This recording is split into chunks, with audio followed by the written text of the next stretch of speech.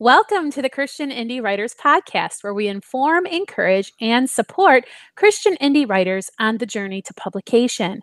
I'm Jamie Hirschberger. I write short fiction under the pen name J.R. Nichols. I'm Jennifer Carl Tong, and I write historical Christian romance. I'm Christina Catane, and I write multiple genres, including Christian dystopian fiction. I'm Rhonda Hagerman, and I write fiction and nonfiction. Well, thank you for tuning in to the Christian Indie Writers Podcast. If you like what we do, remember to like and subscribe. Okay, every episode we start out going around the circle and asking each other, what's up? How are things going in your personal life? So I'm going to throw it to you, Jen. Tell us what's up. Well, my personal life, things have been crazy busy. All three of my girls are in Bible quizzing, and Joelle's, my oldest, the teen quizzing just ended this last weekend. Yay! So that commitment, check that off. The two little ones, their quizzing ends this weekend. Yay! Check out that. I mean, we love it, but it's a lot of work. You know, it's a lot of commitment. So I'm thinking, life is going to get easy. And then I realized, kids musical. It's like starting to ramp up. So it's not one thing, it's another. So just been busy with just running the kids here and there and just living the dream. So how about you, Rhonda? Well, it's the time of year for my museum to open back up for the summertime. So just trying to get things organized for that and working on my writing and mine with my mom and mine for the Historical Society. And I've already started looking at my garden and making plans for that. So me too. Not your garden. Yeah. Darn. I was hoping that was you over here. So this year out there when you're not looking. please. I have a list of chores if you want to. But this year it's our second summer in this house, so gardening is going to take up less of my time, but it's going to be more fun this year. Oh goodness, I remember last year. Yes, you were like, you were MIA. Yes.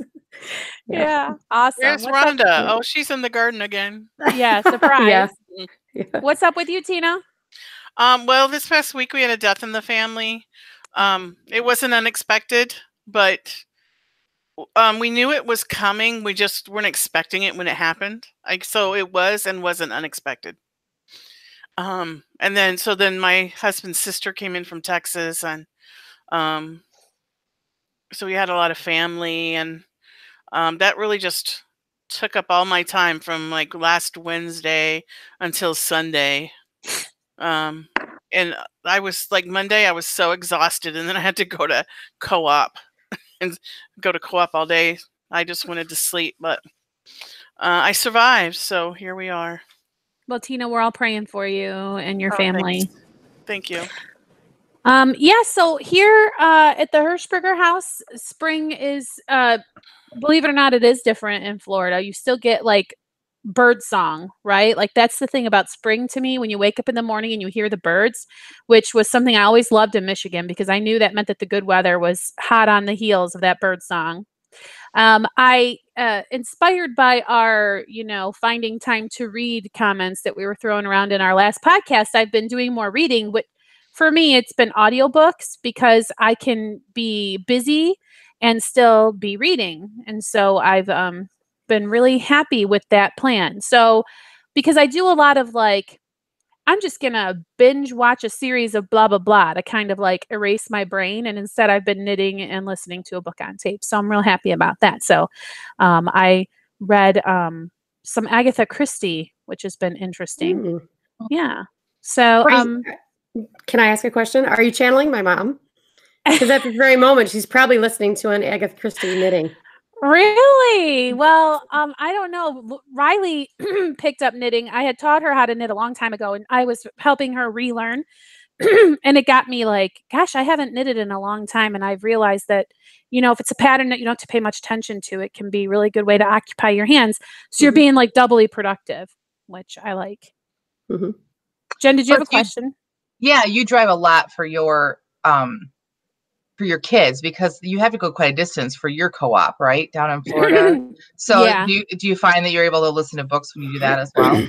Yes, but they have to be for school, because a lot of stuff that I like to listen to, I wouldn't also like my kids to listen to, mostly because I hadn't previewed it. So who knows what could happen in, chapter. Of course, Agatha Christie, you don't have to worry about that, which is part of the reason why I choose what I choose. But some things that I read on audiobook, I listen to with headphones or whatever. And I haven't been surprised by a shock your grandma scene in the things that I've picked.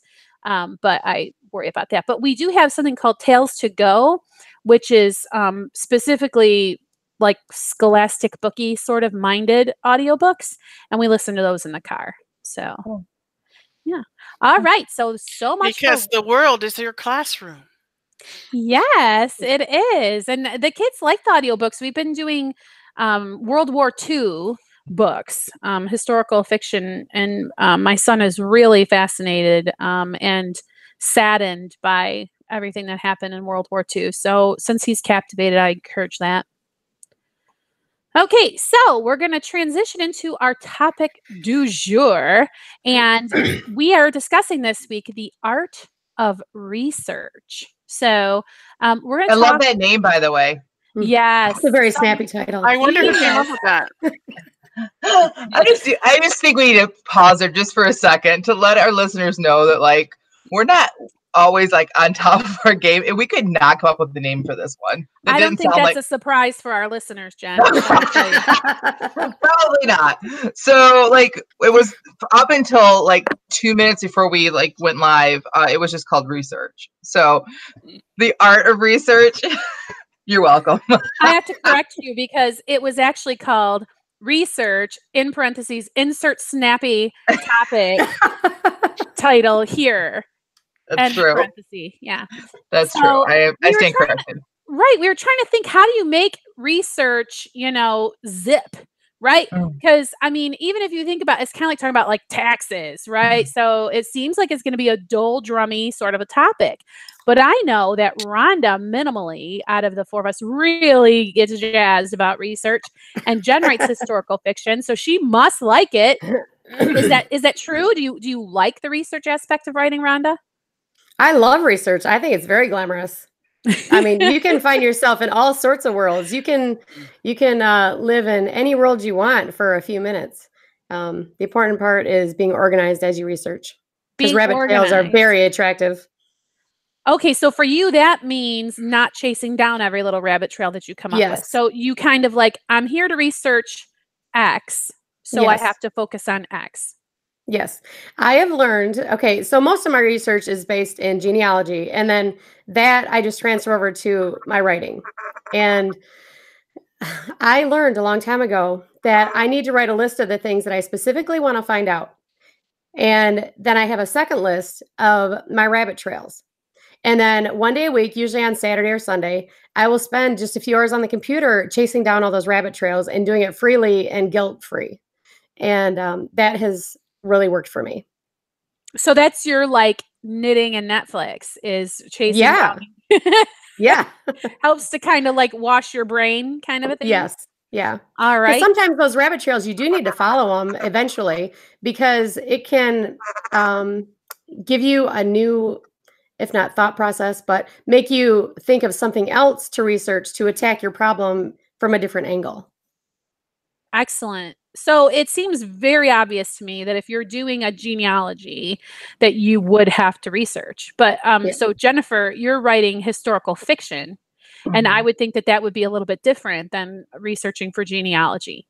Yeah, there are plenty of rabbit trails, and I don't think I'm as good about staying away from them as Rhonda is, because every time I find one, I'm like, I have a new story idea, and next thing I know, it's 3 hours later, it's midnight, and I should be sleeping.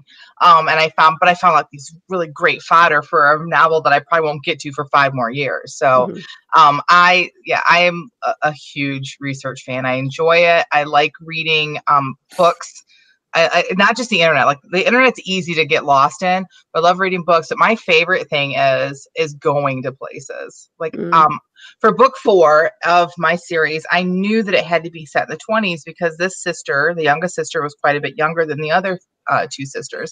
So by the time she'd be old enough to fall in love, it would be the 20s. And I'm not a huge fan of the 20s. Like, the skirts got shorter, and it's just not as romantic to me. And as the early 1900s. And so Rhonda and I actually took a little research trip down to Meadowbrook Hall, which is here in Michigan in Oakland County. And it was great. We got to walk around this stately palatial mansion owned by the Dodge Wilson family. And that is the kind of what got me inspired to write book 4. And it helped me to like come up with a storyline and a lot of the setting. And so, yeah, I like research of all kinds. So that's amazing because, you know, once upon a time, research was in a library. And, you know, even by the time I was a child, like libraries had become different kinds of places, not stuffy old, dark and gloomy caves where you go. So, I mean, going to the library can be an enjoyable task nowadays. But it sounds like, I mean, here's where Rhonda was saying it can be glamorous, like traveling to a destination to unearth, you know, clues. And I also find it interesting that you're saying you get story ideas by doing research. Did anybody else ever have a story idea come to them due to research that they've done? Yeah, Definitely. all of mine. Tina, you did? Yeah. Well, my first novel is set in Alaska, and it's in the future, and I wanted to mesh a Native Alaskan culture with Old Testament culture with like postmodern America. So I had to do a lot of research for that, and I watched a lot of YouTube videos of tribal elders just telling their stories of when they were kids and growing up and, you know, their subsistence lifestyle. And I just watched a lot of them. And so I had an assignment in a course I was taking that where you had to write a story that was like a nostalgic story where you're telling about something that your family did that was routine that you always did every year or whatever. And it was supposed to be like the use of description. And I actually wrote a story about a native girl going to fish camp. Oh, I remember that story. It was really good. It was a very sensory experience. And if I hadn't watched all those YouTube videos, I wouldn't have had the information that I needed to understand what fish camp was and what it was like there. And I mean, some of the things I said were very similar to what the people that were describing it, what it was like, said. Like the feel of the fish in their hands and that kind of thing. Well, okay. So, I mean, you know, when you're writing, this question is for anyone who wants to grab it. You know, do you find you have to do a lot of research to make sure that you are historically accurate, or do you guys sort of find you're so immersed in this time period in the media that you consume that you don't have that problem? How does that? How do you guys? Well, it depends on what kind of story you're writing. For instance, my cousin and I, we are putting a program together for the Historical Society to involve the public about writing their family story. And that's going to be creative nonfiction. And so that has to be factual to be nonfiction. Now, when I write, I'm going to use more license than, say, Jennifer would. Because if she wants to be, it's basically creative nonfiction in a way because it's a real place, a real time, and there are real things that happened. So it's flexible depending on what you want to write.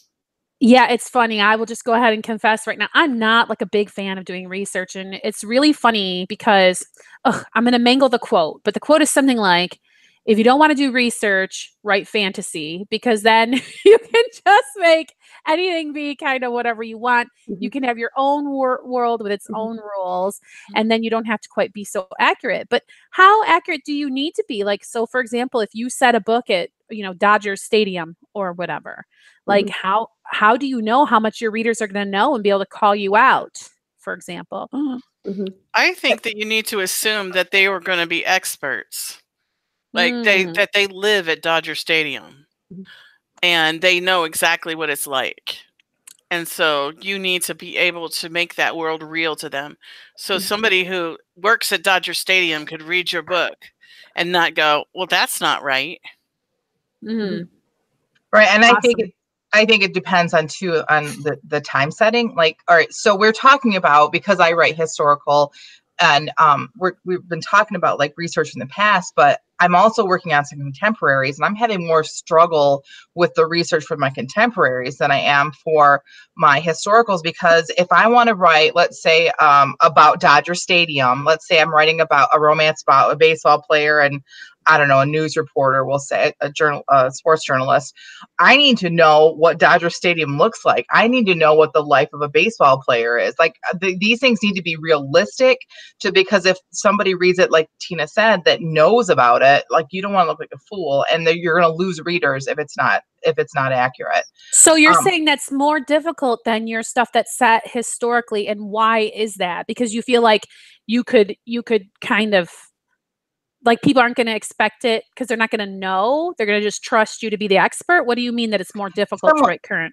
In some ways, because if I'm going to write about Dodger Stadium right now, I better have the right vernacular. I might better have the right words. I better know the name, because people can go there right now and see it or have been there, whatever. If I'm writing about 1918 Lansing, Michigan, about a part of the city that has been destroyed and isn't even there anymore, I'm going to get as much research as I can and get as accurate as I can, but I have a lot more room for license. I can tell you that on that street, here's where the theater was, and then down the street there was a shop for us where a seamstress works. It was there wasn't one, but in my story there is one. But I can't say that here's Dodger Stadium, and right next to Dodger Stadium is where the journalist, the news station is, if it's not there, because people are going to be like, that's not true.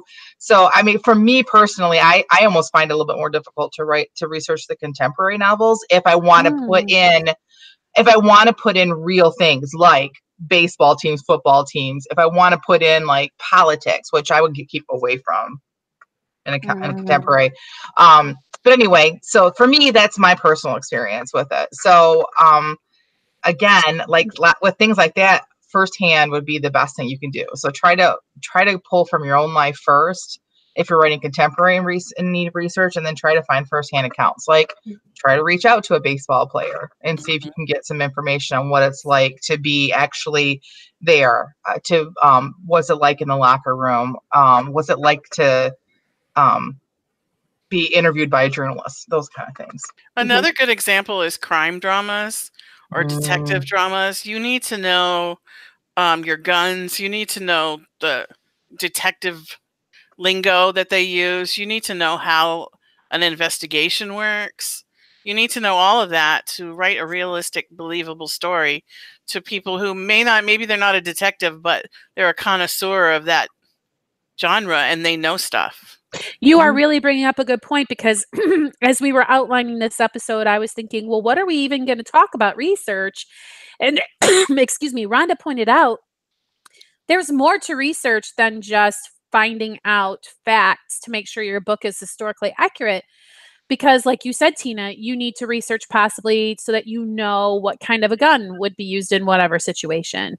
And possibly research would also be like reading in your genre to suss out those tropes that we were talking about. Correct? Yeah, and I also think that reading books on writing craft in about the genre that you're writing, or just writing craft itself, can be research. Yeah, that's kind of what I was going to say too, is that Jamie, you're actually an excellent researcher, whether you want to protest about that or not, you are, because I've learned more about the marketing aspect of our books from you than from anywhere. You know how to find out that type of information, and that is just as vital. If you write a book and it just sits in my computer, or I write a book and it sits in my computer, if you want to write a book and it sits in my computer, that would be fine too. But, if it doesn't get out there, then it's not doing me financially any good. So even if you do not feel that you have to do research for writing your book, you still have to be a researcher to be a successful indie writer, is what you're saying, because you're going to have to do this market research and, genre research and things like that. Fair enough, ladies? And to piggyback on what Rhonda said, you also are really good at finding places to submit writing.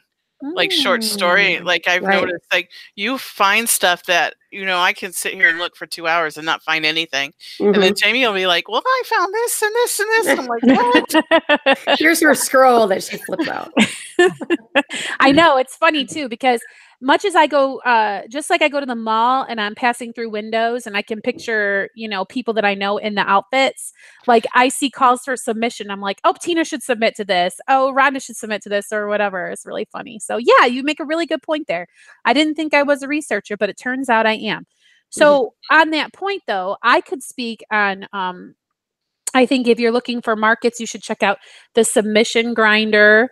And I think that you should be looking at Facebook groups that are specifically for calls for short piece submissions. Do you ladies have research resources for your particular type of research that you do for your writing? I am all over the place. If we're talking about internet sites, I'm all over the place. I would say, but the one website I guess that I would suggest that I use a lot is Pinterest. And I don't necessarily use it to search so much, but I use it as my file folders. In Pinterest, you can make boards that are secret. And I make boards, and that's where I pin. I used to like bookmark things on my computer, and then I had a computer die, and that was before bookmarks transferred over. Now all my computers have the same bookmarks. But I make secret folders in Pinterest, and I pin things in there. And the great thing about that is then when my book is ready to release or getting close to it, then I can take those things that I've already pinned and I can make new folders that are public, and people can see the research I did. They can see this is the dress that Anna made, and here is pictures of the theater, the Gladmer Theater, and I could just kind of move them over into public viewing so people can go and can get more of an experience with my novel. So for me, like I double check websites. I don't trust everybody. I make sure that what I'm looking at, the people know what they're talking about, or I find a couple of sources. But for me, the best website for me for research is Pinterest. Awesome. I know, Tina, you had one that you wanted to mention. Yeah, the Writers Detective Bureau is really a good site. They have a podcast too, and this guy is a ex-police officer, and so they just go into these topics that you wouldn't normally know about, like what is a Glock and how is it different from a, you know, whatever. I can't even, you know, I don't even know enough about guns to come up with the next one. Right. But, and if you need that kind of information, you have to be a wizard with a search engine to get exactly the answer that you would want. Right. And so I mean, he has different topics every week on the podcast, from forensics to, you know, just about anything. And the website is really awesome. So I would check them out if you write crime fiction. For my dystopian, I just started following, like there's a Facebook page called The Alaska Life, and they have a lot of information on there. I started following the tribe that I wanted to incorporate into my novel is Athabascan. There's actually, you know, when we go to school here, you go to school in Michigan, you guys learned about Michigan history. I went to school in Alaska, so we learned about like the 7 tribes of Alaskan natives. That usually just get painted with the brush Eskimo.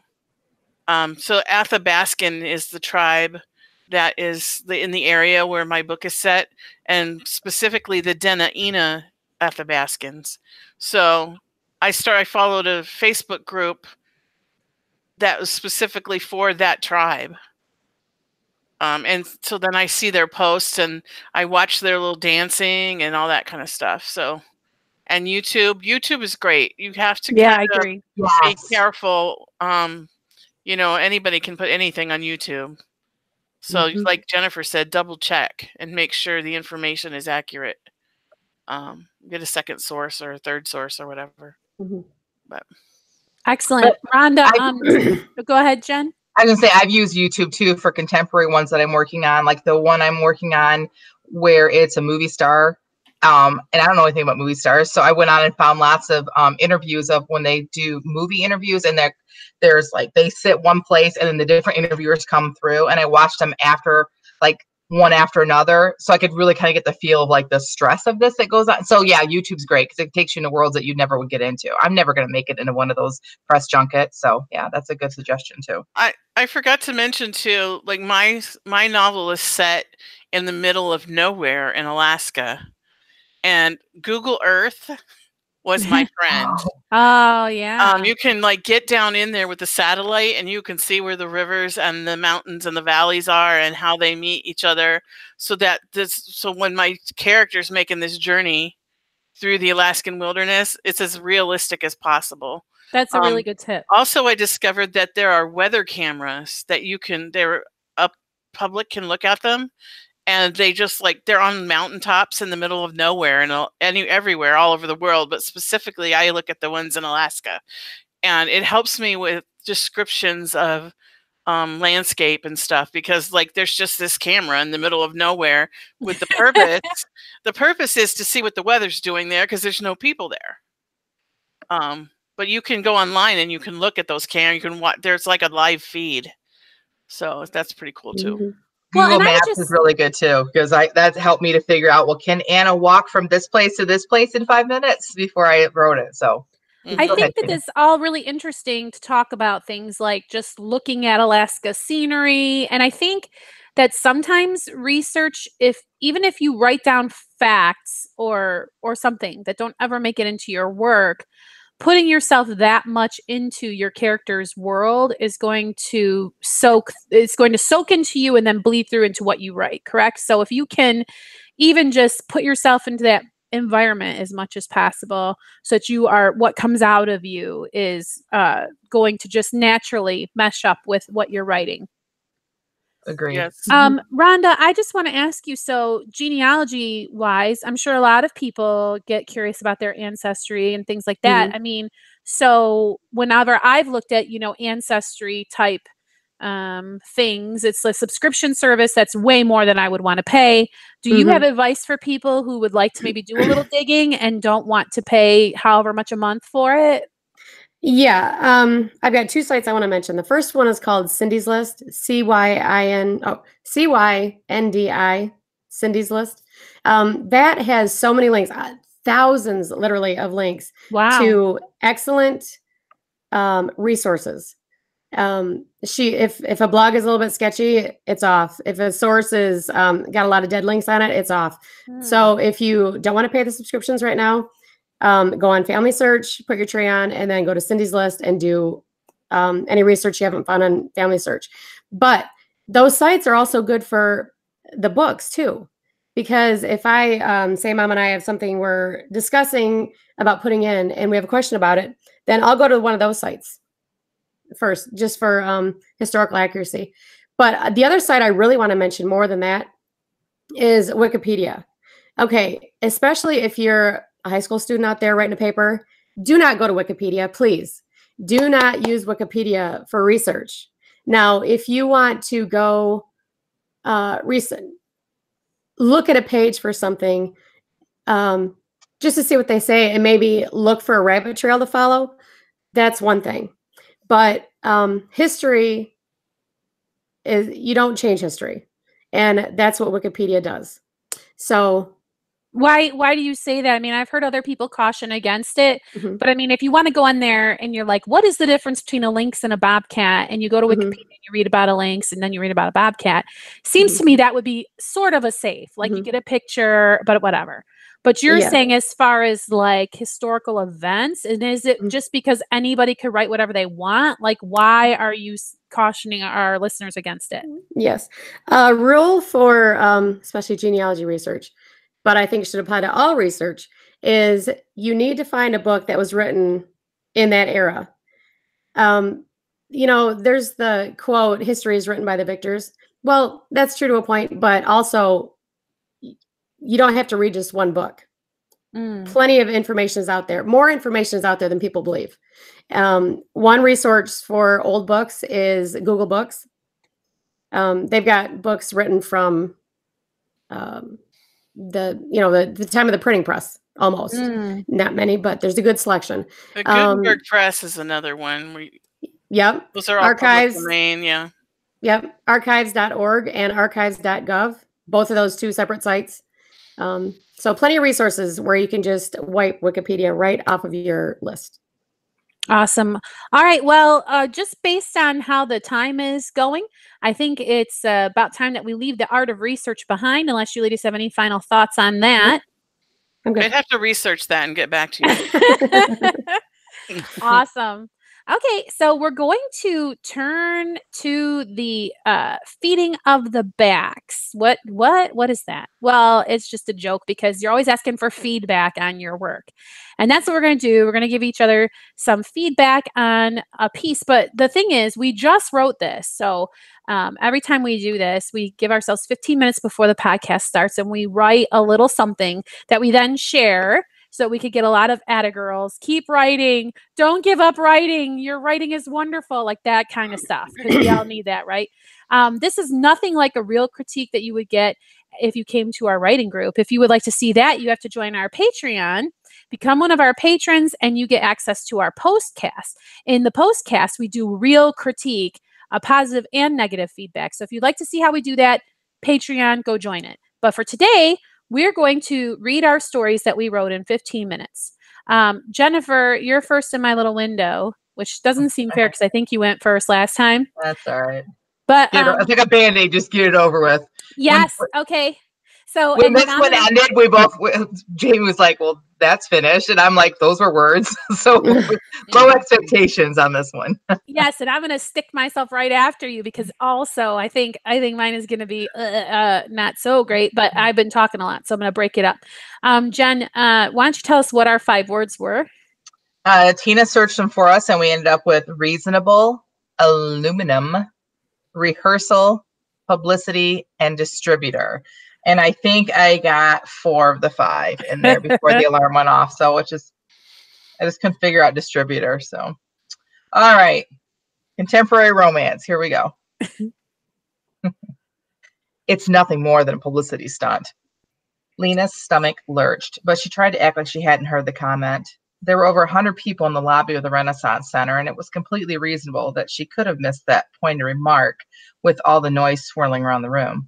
The speaker, an impossibly tall and thin beauty that carried her Yves Saint Laurent bag the way a waiter in an expensive restaurant carried his tray of appetizers gracefully across a crowded dining room, high and steady for the world to see, had spoken the barb so loudly in Lena's direction that she was certain she was meant to hear it.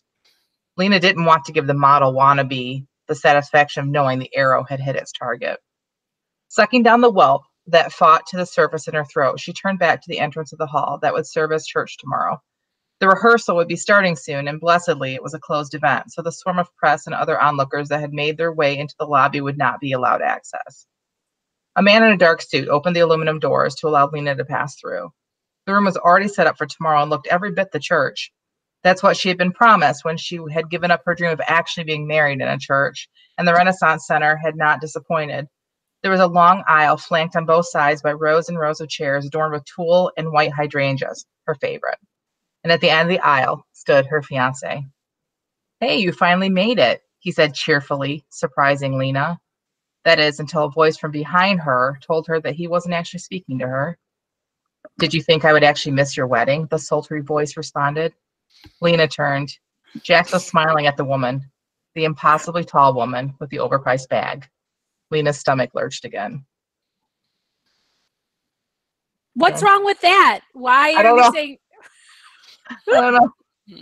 I guess I didn't get very far into it. It's just kind of like there's not enough information for you to like. I Like, I agree know. with that feedback. Write more. But you have please. me hooked Yeah. because, okay, it's their wedding, and this, beauty is saying, oh, it's just a publicity stunt. Mhm.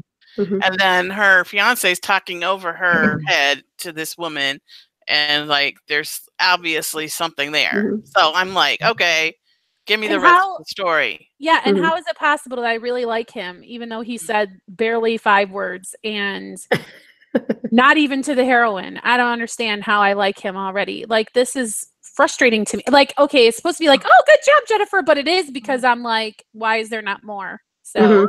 Oh, Right. thanks. I Yeah. hope that She this will only come had back. 15 minutes. That's why. Yeah. I hope really we'll- like. Go ahead. No, I was just gonna say I hope we'll see more of this. Yeah, Yeah. I really like the idea of playing in historical romance. One of the common tropes is a marriage of convenience. And I really am trying to play around with the idea of doing it in contemporary, which is a whole lot more difficult because there aren't the situations that we have. We don't have situations today often that it would have to happen.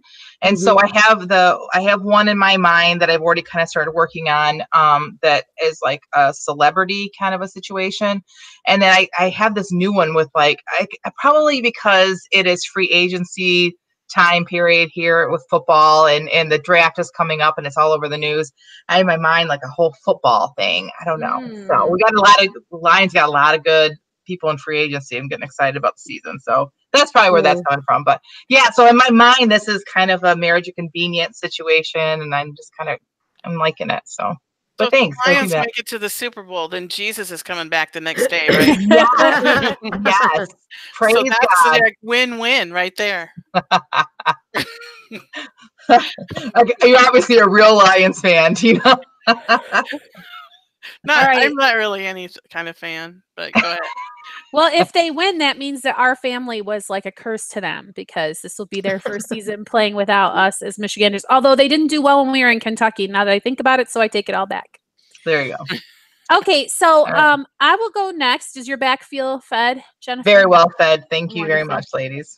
All right, so I'm going to elicit a challenge for you to give me good feedback on this piece. Here we go. Season 4 was just a big letdown, Terrence said. Clyde and Perry murmured agreements around mouthfuls of snack foods. The trio sat gathered around the television, eagerly anticipating the season 5 premiere of This Earth Life, wearing hats made of aluminum foil and cradling bowls and bags of assorted TV treats. They were not alone. In households across America, ardent fans were turning into the BBR network. The show's season premiere was a much anticipated event, despite its having received very little publicity. Though it was not clear why so many people were fans of a series from such an obscure distributor, it was clear that the biggest attraction for our three fellows was a certain actress named Holly Schick, who played an Earth girl plagued by the notion that many of the conspiracies about alien life were true. I wonder if we'll find out tonight if Mary's baby is an alien, said Perry. Half alien, you mean? Corrected Clyde, who was a stickler for accuracy when it came to the program. He had an uncanny knack for finding information out about the show. His ability to keep track of each and every plot point was unsurpassed. Be reasonable, Terrence said, rolling his eyes. We don't know, after all, that Mary even encountered the aliens. She did have that ever so long dream sequence, Perry replied, making quotation marks with his fingers around the final two words. I heard the actors themselves don't even know, Clyde said. They don't even get the final script for the episode until the day of the final rehearsal. It's all ad-lib to that point. Shh, it's starting. Sure enough, the television displayed a space theme montage and the theme song for This Earth Life played. All three of our fellows sang along. This earth life is sometimes happy. This earth life is sometimes sad. This earth life is quite confusing. This earth life is quite enough for me. Silence filled the room.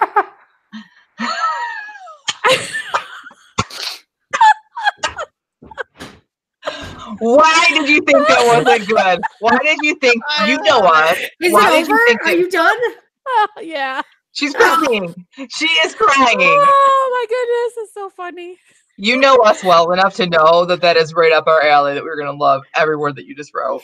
I don't know. I've been feeling very stiff when it comes to writing lately. It's just not really been flowing well. So it was really, I mean, then you have to have the constraint of using these words. So it feels when you're writing it. Do you know what I mean? Yeah. Oh, yeah. I think we all do. But that was hilarious. That was hilarious. The whole thing was hilarious. And I'm just going to have to say that I refuse to sing on the podcast. So, there you go. That was so hilarious. And I really wish that was a real show. Yeah, right. I mean, I don't know. It's funny how they all got weird voices when it came time to read it. I didn't write their voices that way. I love that they're all wearing aluminum hats. Like, I know. I want one now. I want an aluminum hat. Let me run to the kitchen. Well, thanks for the encouraging feedback, you guys. I appreciate it. It was really fun to write outside of current works in progress. So yay. Mm. All right, Bambina, what have you got for us? Okay, I have it open. Do I have it open? I do have it open. Okay. Here we go. It's your distributor cap. Easy fix, said the mechanic, wiping his hands on his overalls. Let's go up front and get you an estimate. Will it be expensive? Laura asked, chewing on her lip as she followed him to the front desk. It'll be reasonable, don't worry, he smiled at her. How long will it take you? Oh, probably about an hour. Laura would miss rehearsal. She dug her phone out of her purse to call the theater. The aluminum chair she sat on complained about her weight. There were no other chairs inside, but there was a wooden bench outside. She went out and sat on it.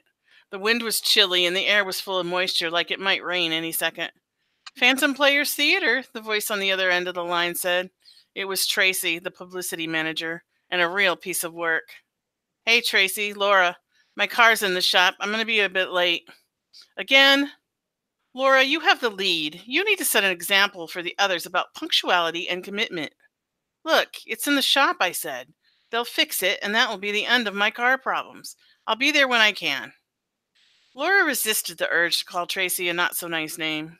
She'd been trying to be better about that lately. In this case, she wished she didn't care about offending her newly found savior. Doing the right thing stunk sometimes. She sighed and settled in to wait, pulling her coat tighter around her body and scrolling Facebook on her phone.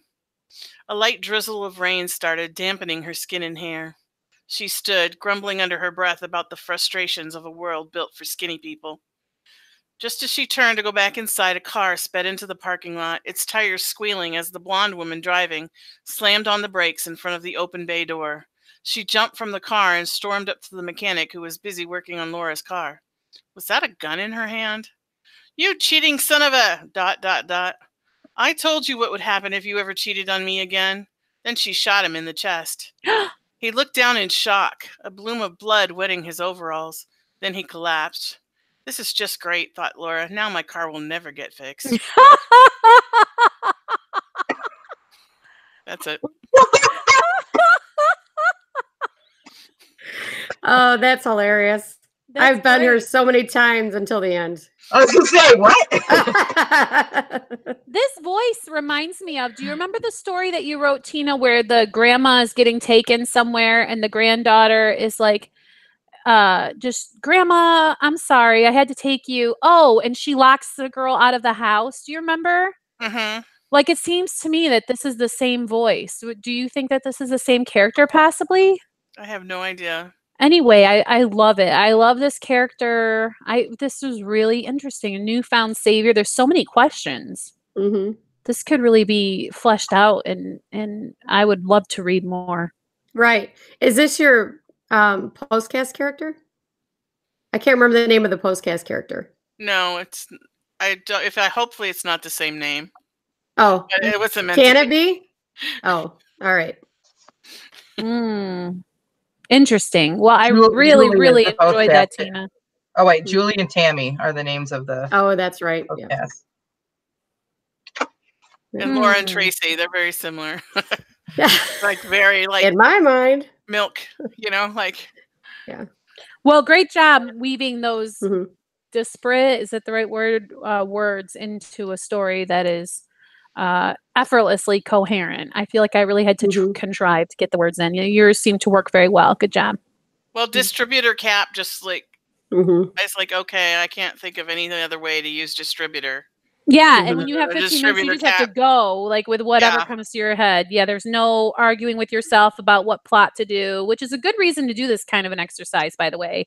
Right. It teaches you to really explore an avenue that you might not have otherwise, because you just have to pick something and go. You know what I mean? Mm-hmm. Good job, Tina. I really like that. You.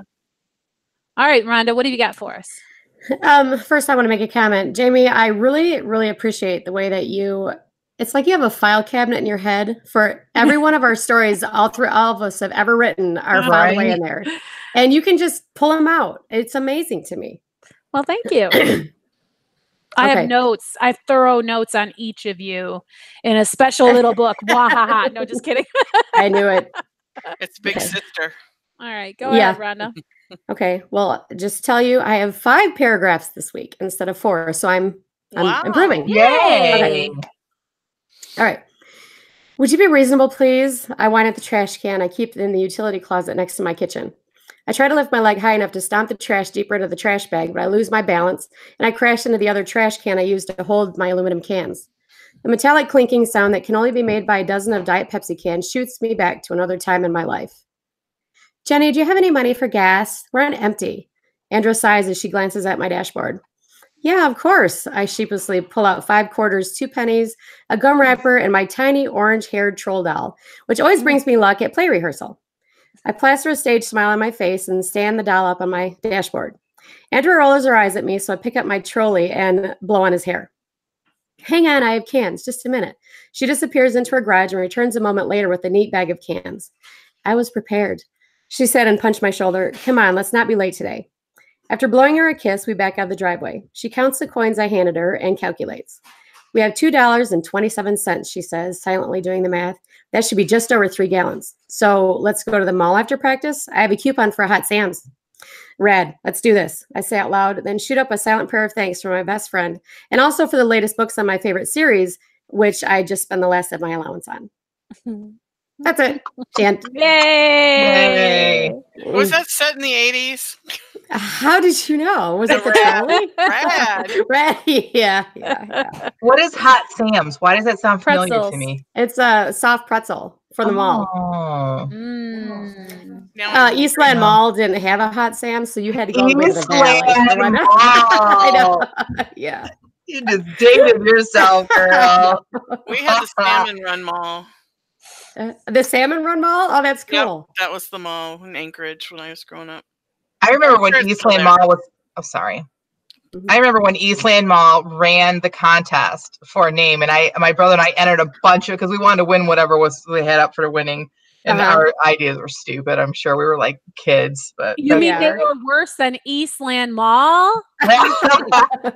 Like to have a contest and then to come up with a name so unoriginal as Eastland. What? No, it was to change the name to Cortland Center. For Cortland Center. Oh, I know Cortland Center. That was Eastland Mall back in the day. So why Cortland Center? Like still okay. So it's on 4th Street and Center Street. It's on the corner. Yeah. Okay. Yeah, great. But I'm sure anything you and your brother thought of would have been. Can you even remember one that you entered? Like the one you thought was like your the forerunner? I can't remember at all. I don't. What was the prize for naming them all? Probably like a gift certificate, $25. Yeah, it was like a lot of money to go shopping in the mall, and back then that mall was packed full of really cool stores. I know it's really sad how it is now. It's mostly empty. Flint, Michigan. Wow. All right, so that's everybody, right? We didn't. So Cam, looking at all your pretty faces, I heard a story from each of you, and so Rhonda, really, really good work. Once again, I really like your character. You always complain about how short your pieces are, but you do a lot in those short works. So good job, I think. Thanks. I think the others would agree. I agree. Thank you. Now I'm hungry for a pretzel, just saying. Oh, man. I know, me too. I was at Sam's Club the other day, and this woman got a pizza pretzel. I had no idea that such a thing would exist. That's really interesting to me. So I guess they take a pizza, and top it and bake it. Well, you got to have fat with your carbs. Balance it out, baby. Yeah. All right. So we're going to move on from the feeding of the backs, and we're going to visit the accountability corner. Wah, wah. For me, it's a wah, wah. Well, not really. I'll just go first and say, how I said my writing has been feeling stiff, and I've really been not in a great place as far as, self-confidence. And, I think that the artistic temperament, I never really understood that, except I do understand it now because you always have this internal battle. Like, you gotta feel like you're going to do the work, even if you're not feeling inspired, but then you feel like the work isn't possible unless you have the inspiration, and you struggle. And meanwhile, I wonder if people who don't write just look at you and say, well, just write a story, because they think that to you, that you could just sit down and write a story. I mean, you wrote another story. Like, I don't understand what the problem is. And so it's just really hard when you also have to face all of your internal stuff. And here's what's really weird. Did you guys ever think about like, so let's say my work gets some notoriety or some whatever, but like all these people from high school who knew me when I was a jerk, I mean, I'm still a jerk, but I was a different kind of jerk, are going to be like, You are not a oh, jerk. I remember when she was like blottity jerk face jerk, and like stupid stuff like that will come and be like, ooh, and it's like, well, that's not even important if you can't get the book published. That's not even possible to happen to you. And then you think, haha, maybe that's why it's sometimes difficult to put the piece out there, because you're paralyzed with the notion of success and all that would bring. Am I making any sense? Totally. Yeah. So I don't mean to turn my accountability corner into some kind of weird soapboxy spiel thing, but I'm showing up for the office hours. I'm writing words, but I just feel like I'm walking through mud. So I'm just trying to think. I was laying there before I go to sleep. Okay, let's try to solve some problems I'm having with this book, because I feel like it's missing some connective tissue, for the lack of a better term, to make the story kind of fit together.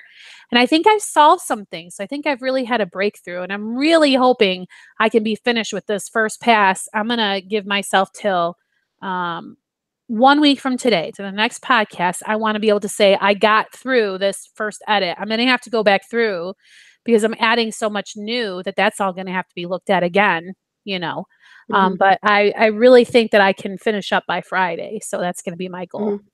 How can we help you with Thursday. Just pray for me, because it's something I got to do it myself. I can sit here and say, oh, I know how that's going to work, but then I have to put my fingers on the keyboard and write it, stiff and crappy or not. It has to come out, and then I have to go back and just do the work. But should we ask you about it every morning, or just leave it? No, I mean, well, I don't know. I mean, I guess you can ask me, how is it going? How did you do? And see where I'm at. And hopefully that will help. Yeah. So do that. So check in with me and see. All right. So what's up with you, Jen?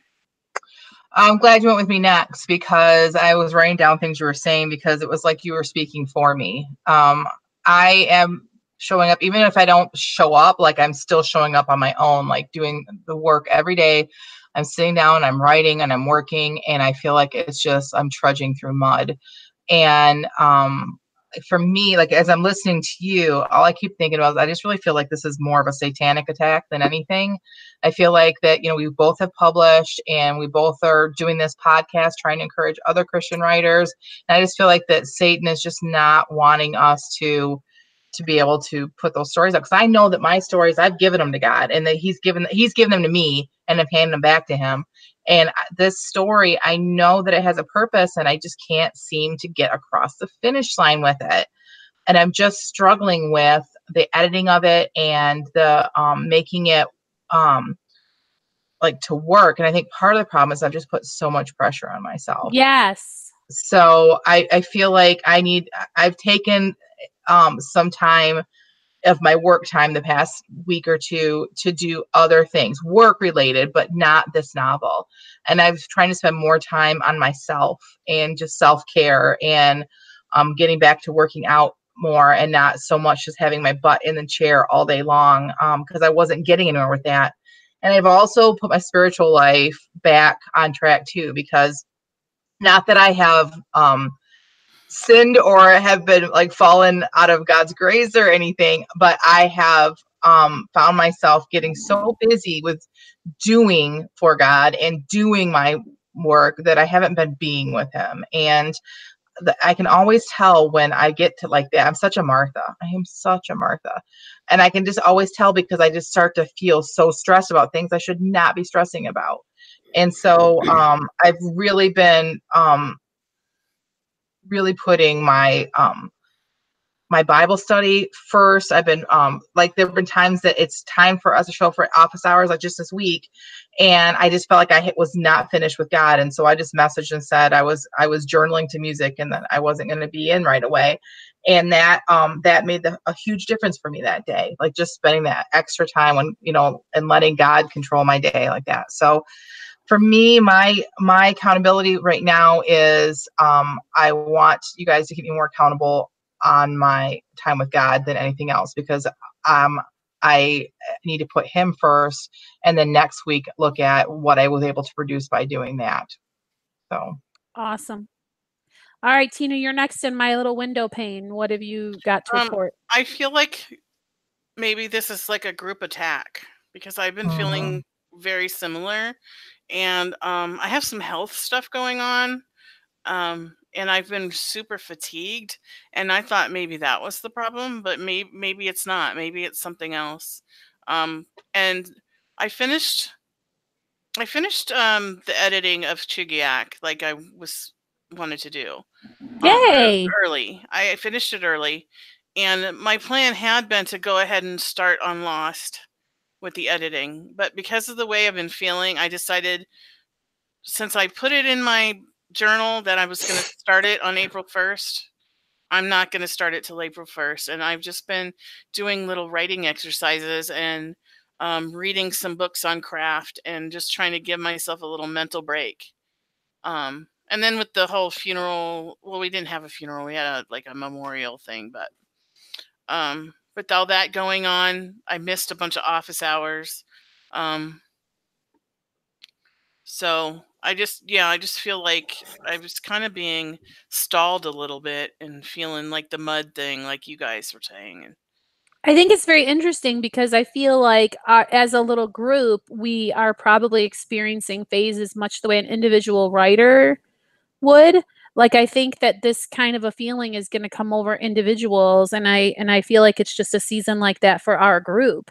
And I think that we need to just be consistent in going forward and doing what we're doing and that we know is the right thing, even though we might have feelings of futility or kind of whatever. Because again, I think as an organism, our group is, again, facing the seasons that an individual author would. Do you guys agree with that? yeah, it's also possible we might be feeding a little bit off of each other's energy. Mm-hmm. And so that's why we're feeling similarly too. That might be part of it. Well, Rhonda, how are you doing? Are you maybe making some progress in this kind of time? Well, I feel kind of bad about saying that. I do feel pretty good. Yay! No, don't. No, we're happy. That's great. Yes. Lift our spirits with your happy report, please. Well, Mom and I are making good progress on our book. It's, yay. I don't know really how people write a book in a month because I just don't know how they possibly can physically do it. But anyway, we're making good progress, and we're not going to be anywhere near April 11th. It's probably going to be like the fall before this book is actually published, if even then. But it's coming along well, and I really like how it's going. So, I'm willing to put the time in, and hopefully the second book will be a lot faster than the first one. But so this question won't make much sense for those of you who are not our patrons. But Rhonda, I'm still a little bit like, so is there more than one book? Are you writing something and then you and your mom are writing something together, or not? I can't keep it straight. No, that's fine. Okay, the background is, Mom and I decided to write a series, a cozy mystery series, and it was going to be set. It was going to be a museum curator. She was going to be the straight guy, and then her grandmother was going to be the mystery solver, the detective, or whatever you want to call her. So we had some ideas, and so Mom started writing. So while she was writing, I started writing a spinoff that was going to be like a newsletter giveaway. And it was going to be about 20,000 words, and it was going to be a romance based on two of the sideline characters in the novel that Mom's writing. So anyway, apparently she really liked my outline a lot because now she has jumped into it, and it has turned into something I never expected it would. It is so much more than it could have been just me writing it by myself. So I am all for her doing that. So now we do have two books. The Jenny Daddy story that you guys first started hearing about, that's on hold until this current one, the Z and Tom story. That is the one that we're currently working on. Gotcha. Okay. So and then in addition to those, I am compiling a book for the Historical Society that is a nonfiction about a pioneer family in the area. So that one has turned into my April 11th deadline book. And I've decided this week for the accountability part to double my time on that because I could probably stress and do a little bit every day and get it done by April 11th. But I want to double my time and try to get it done well ahead of the deadline, because I'm a procrastinator at heart. And if I know my deadline is tomorrow, I will procrastinate for 6 months before tomorrow and get everything done tonight for tomorrow. You know what I mean? Mm-hmm. And the problem is I've been successful with that. And I just saw a meme recently that totally was me talking about that. So you shared that in our group, our Facebook group. It was okay. awesome. I couldn't remember if I did or not. So, you did, and then I saw it, and I'm like, oh, I got to share that in the group, and then I'm like, oh, that's Oh, Rhonda. that- And she shared it. For those of you that are watching, I will tweet it out on our Twitter account so you can see it. It's very funny, and it's very much, Because it's so real. That's why it's funny. Yeah. So, Rhonda, what are we supposed to ask you? Like saying, did you spend double time on your historical whatever? Like, how do you want us to ask the question? Yes. Okay, so I've been spending about 2 hours a day on it. And my goal is to really focus and spend 4 hours a day on it. Wow. So did I get my 4-hour limit in? I want to be able to say yes every day. I don't remember where I saw it, but I just was reading about a lady who has like a jar that she keeps on her desk. And for every hour that it was with my other job where I work from home, and then we have to do so many hours a day. She puts a quarter in for every time she reaches her goal for the day and gets her hours that she meant to do. Or, you could use $1 or whatever you wanted. And then at the end of the week, that's her treat money. Oh, I love it. So that's just an idea that I thought was cool. All right. So I think that does it. Did anybody have anything else that they wanted to add before we signed off for the week? No. I would like to say, with Tina having an unexpected family issue to deal with, and we thought it important enough that she be with us for the podcast, that we just decided not to record. So for our viewers, we're very sorry for not giving you a heads up about that. Just kind of one of those things that slipped through the cracks on us. So we are going to be a lot more mindful about informing you when we are not able to broadcast. So thank you for your patience and thank you for your support. And I think that does it for today. So I'm just going to encourage you to join our Patreon. Become a patron for us. There's exclusive content only for our patrons. If you are not yet our valuable patron, click the link and you will be granted exclusive access to our postcast, where we do full-on critique of pieces that we submitted earlier. Don't forget to sign up for our emails on our website. You'll never miss an episode and you'll get some great freebies. So that concludes this episode of the Christian Indie Writers Podcast. So until next week, may your pen be prolific, your deadlines be met, and may all of your words honor Christ. Bye for now. Bye. Bye. Bye.